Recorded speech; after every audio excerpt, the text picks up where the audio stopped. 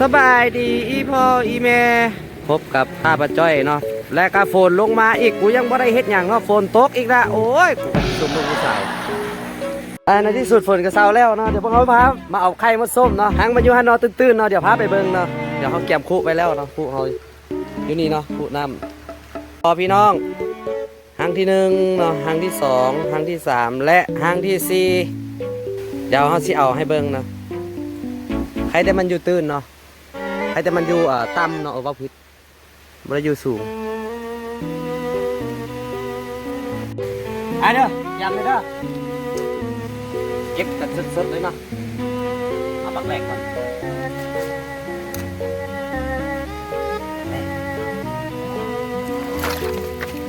ร้อยเนาะที่2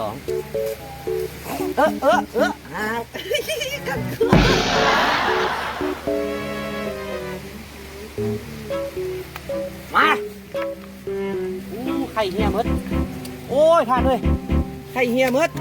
ทางมันแตกท่านบักที่3ต้องเบา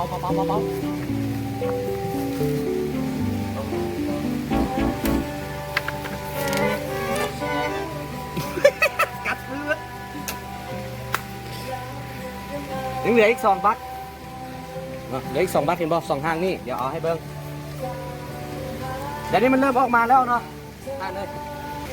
เอาวิธีใหม่ครับอย่างที่เลยท่าน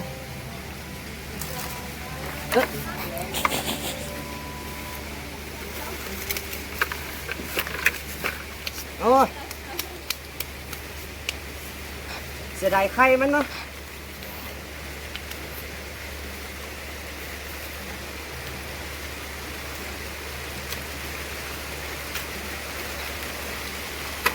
เขาเอาก็เอาย้ำของมันเด้อเนาะไม่ได้เอาแบบมั่วๆเลยนะ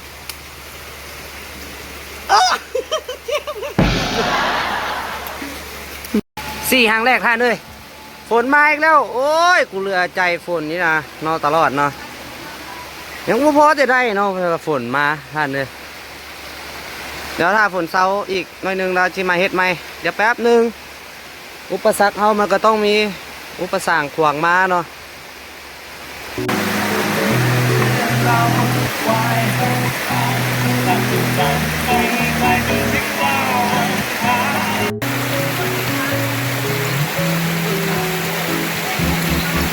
ฝนเช้าแล้วพี่น้องเอ้ยเดี๋ยวพามาเอาตัวนี้เด้อตอนนี้เขาที่ไปนั่นก่อนลงไปทุ่งนาก่อนว่ามีปู่มีป่าบ่เนาะช่วงนี้เก็บปู่เก็บป่ากินแต่ว่าจังไรมาเอาเนาะทางอันนี้ฝนยังว่าเศร้าเถอะแต่ว่าลงไปทุ่งนาก่อนมาแล้วนะพวกเอาแบกเครื่องยางกันตอนนี้เนาะแข่งฝนในที่สุดเขาก็มาฮอดทุ่งนาหน่อยโอ้ยยาวหน่อยซ้ำมาหลอกจองใจมูรู้แหละเบิ่งเอาคืออยู่บ้านน่ะสิย่างมาเรียบเบิ่งเนาะได้ไปเอาต้องใส่ได้ก้อยมัดส้มแทบมื้อนี้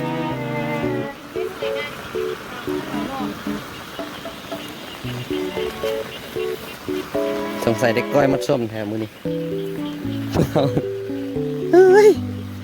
ทีมงานหาเรื่องว่าเป็นเรื่องตากฝนโอ้ได้เสยแล้วเดี๋ยวหาอีกน้อยนึงนะได้อยู่แต่มันหากระขึ้นนี่ใส่ที่ได้น้อยปอก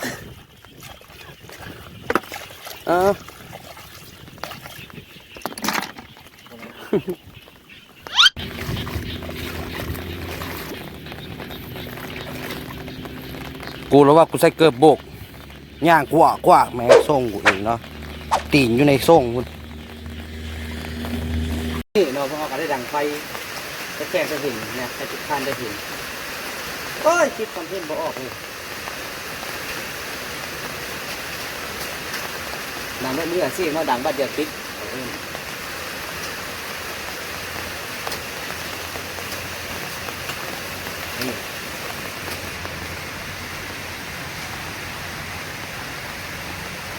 ง ถ้ามันมีควันออกหรือว่ามันฟุ้มหลายเราก็ค่อยทอดออกนี่ที่มีควันฟุ้มหลายก็ทอดออกเห็นป่ะดังไฟเทียบไปแคมได้ดิ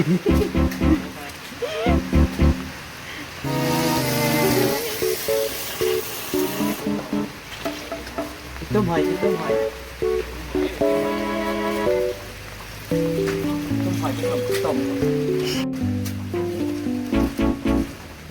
นี่ลงหัวสีไข่ลงไอ้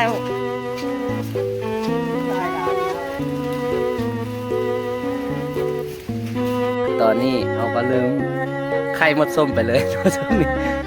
แต่ว่าเรายังไงได้อะไรกินอันนั้นเนาะแต่ว่าไข่มดส้มเขาก็ได้อยู่แต่ว่าเอาไว้มื้อหน้าซะเพราะว่ามันได้หลายอีหลีเนาะพวกเราไปเก็บหอยมื้อนี้ได้หลาย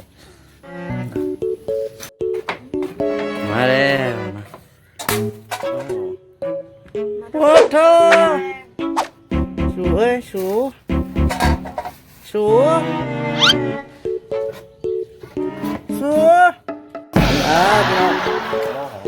พี่น้องนี่อยากมาตอนสดเด้เนาะมาตอนสดนี่ครับเอามาพี่น้องนี่ แบบปิ้งเอ็นน้ำก็ได้ช่างบอลมาเป็นแบบนี้นะ ต้องเอาน้ำใส่ถ้วยแล้วก็ล้างเลย The Bluetooth device is connected successfully. จากไปไหนไกล ปูเนาะเนื้อกินไงก็ ไม่กินอันนั้นมันก็กินอันนี้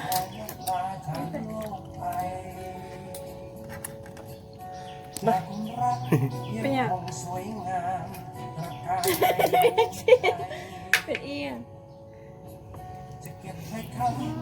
มันขนาด